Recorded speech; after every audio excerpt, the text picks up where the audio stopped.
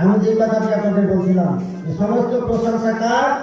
আল্লাহ রাব্বুল আলামিনের দুনিয়ার যাবতীয় প্রশংসা একমাত্র আল্লাহ। আমরা আলহামদুলিল্লাহ আল্লাহ রাব্বুল আলামিনের জন্য।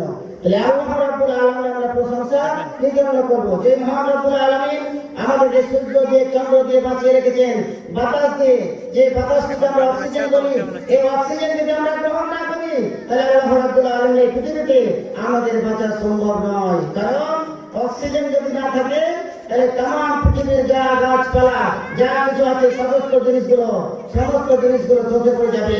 বিল্ডিং গুলো থাকবে না।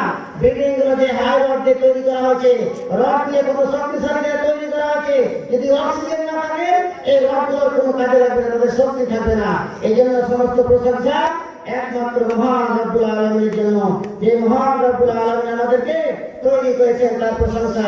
এই জন্য আমরা সকলে বলি আলহামদুলিল্লাহ। সকল প্রশংসা কার? সেই মহান রব্বুল আলামিনের জন্য। এই মহান রব্বুল আলামিনের সমস্ত প্রশংসা এই জন্য আমরা করি যে মহান রব্বুল আলামিন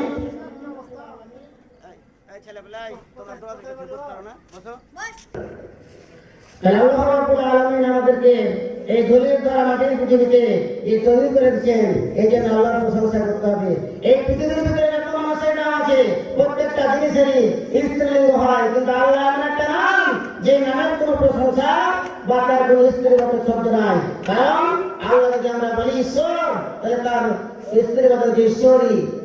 যদি আমরা বলি ভগবান তাহলে তার অর্থ হবে ভগবতী।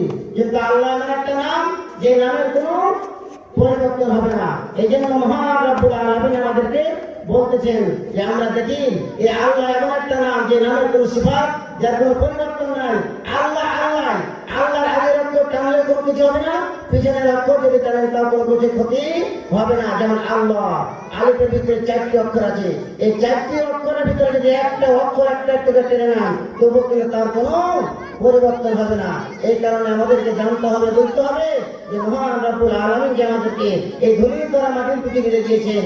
এই জন্য সমস্ত প্রশংসা আমরা তারই করে থাকি। তার প্রশংসা যদি আমরা না করি তাহলে কিন্তু আমাদের হবে না। এই কারণে আল্লাহ রাব্বুল আলামিন প্রশংসা করতে হবে। আল্লাহ রাব্বুল আলামিন এমন একটি নাম দিয়েছেন যে নামের কোনো পরিবর্তন নেই। যেমন আল্লাহ রাব্বুল আলামিন 4টি অক্ষর দিয়ে আল্লাহ রাব্বুল আলামিন আল্লাহ তৈরি করে দিয়েছেন। আলহামদুলিল্লাহ সকল প্রশংসা আছে মহান রাব্বুল আলামিনের জন্য। লিল্লাহ যিনি হচ্ছেন আল্লাহ। সকল প্রশংসা লিল্লাহ আল্লাহর জন্য। আর আল্লাহর সকল প্রশংসা হওয়ার কারণে আমরা